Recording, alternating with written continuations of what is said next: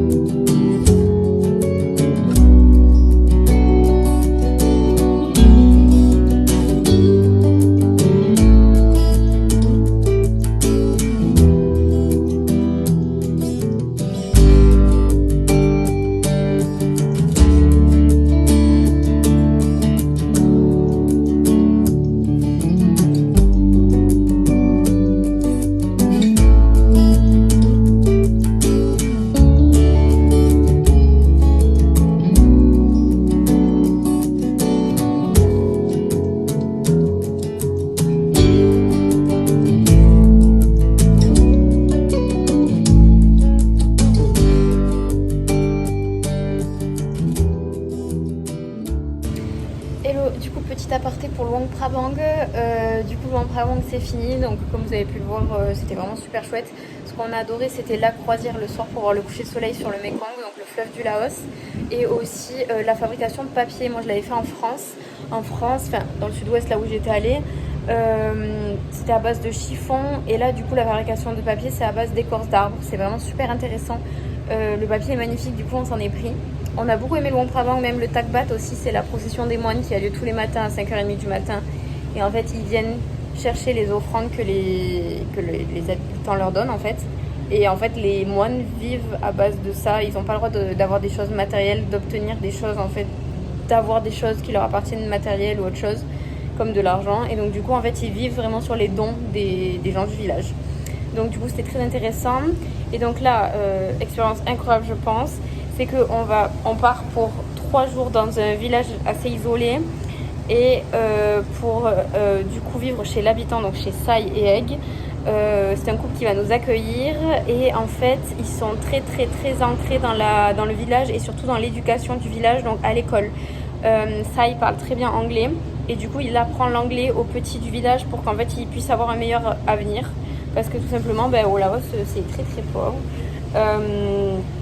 Et eux, dans les petits villages, c'est assez compliqué d'en sortir, même de pouvoir se payer les études, tout ça. Donc ça, c'est au moins de leur apprendre l'anglais, parce qu'en fait, avec la base de l'anglais, ils vont pouvoir toucher des métiers plus adaptés au tourisme. Et du coup, lié au tourisme, on gagne un peu plus, quoi. Donc, du coup, voilà. Et puis l'anglais est très important de base, c'est la langue universelle. Donc du coup, il leur apprend. Donc on va aller avec lui, on va l'aider, on va aider s'il y a besoin pour les cours aussi. On va aussi voir l'une des plus belles cascades du Laos, la Kwang Si Waterfall, parce que c'est la cascade Kwang Si, c'est une cascade qui a vraiment collé à ce village. Et apparemment les petits ont un accès à eux et tout. Enfin bref, dans le village il y a aussi la continuité de la cascade. Donc on peut se baigner dans le village, mais là du coup c'est pas la cascade touristique, c'est la cascade locale, quoi, qu'avec les locaux, qu'avec les petits du village. Donc ça va être trop chouette. Du coup voilà, on va en apprendre plus quand on va aller dans le village. Donc je vous montre tout ça en images, mais ça va être trop chouette je pense.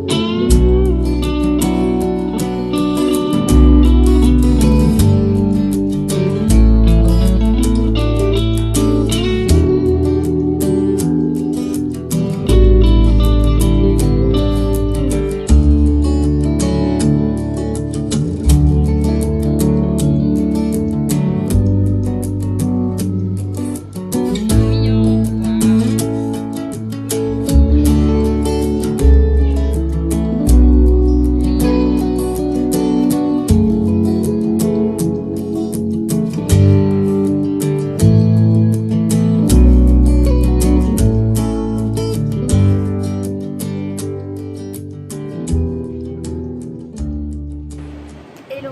Bon bah du coup c'est la fin de ces 3 jours chez Sai et Egg. C'était trop bien comme vous avez pu voir sur les images. Du coup ça se résume que voilà, on a mangé des super bons repas déjà parce que Egg cuisine trop bien. Elle m'a même appris à faire le sticky rice, c'est le petit riz gluant qui mange matin, midi et soir tous les jours de l'année. Il mange du riz tout le temps.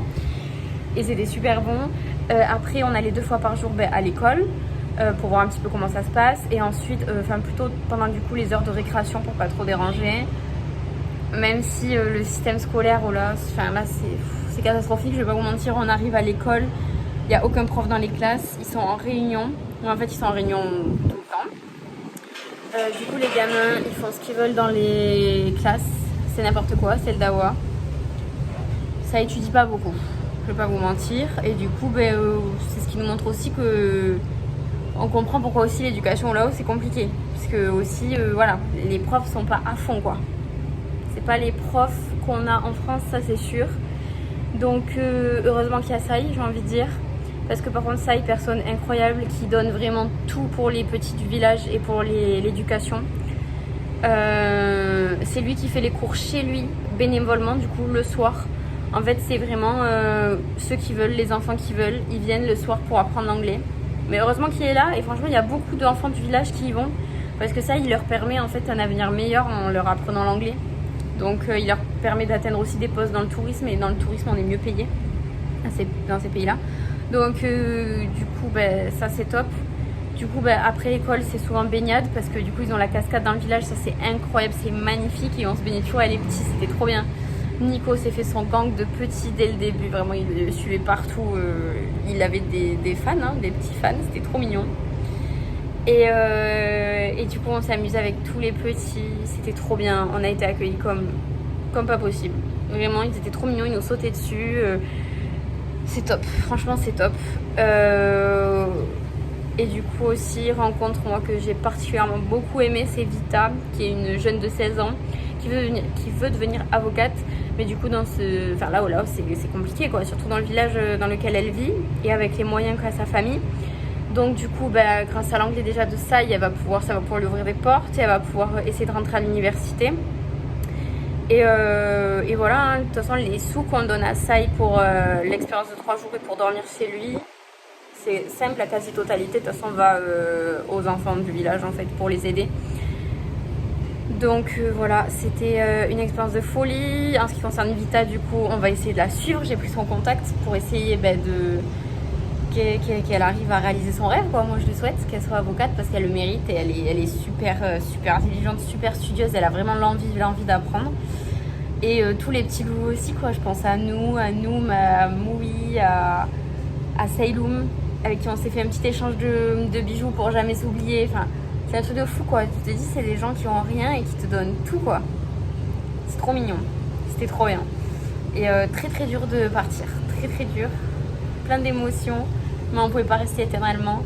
Mais on espère en tout cas pour l'avenir continuer à les aider comme on peut de France, en envoyant des habits, des choses comme ça. Donc on verra. Mais en tout cas c'était une expérience incroyable, on remercie beaucoup Sai. Et en plus on a vécu cette expérience du coup avec 3 autres familles de Français qui partent en voyage quasiment tous 1 an avec les enfants quoi. Ils sont à 4, c'est top, on trouve ça trop bien. Et on s'est régalé, vraiment c'était trop cool. On a bien rigolé et on a passé des super moments.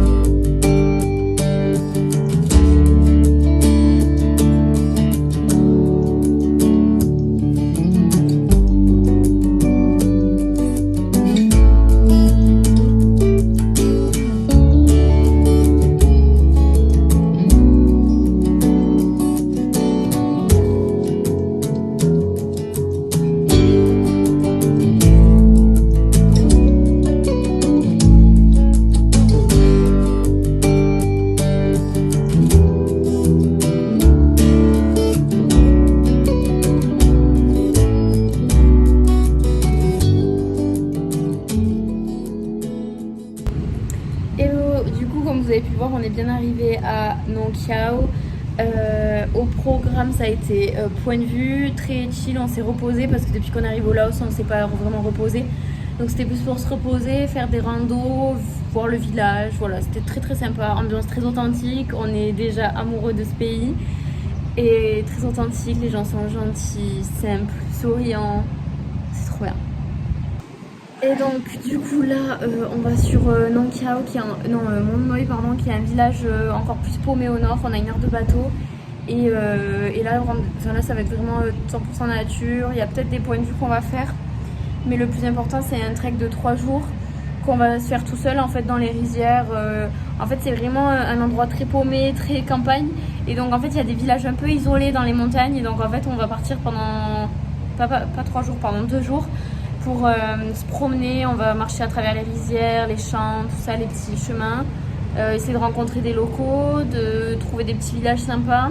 Et essayer de trouver un endroit aussi sympa pour dormir dans un des petits villages, puisqu'il n'y a pas beaucoup d'endroits pour dormir dans ces endroits-là. Il n'y a qu'une seule guest house, donc on va essayer de la trouver et de dormir là-bas.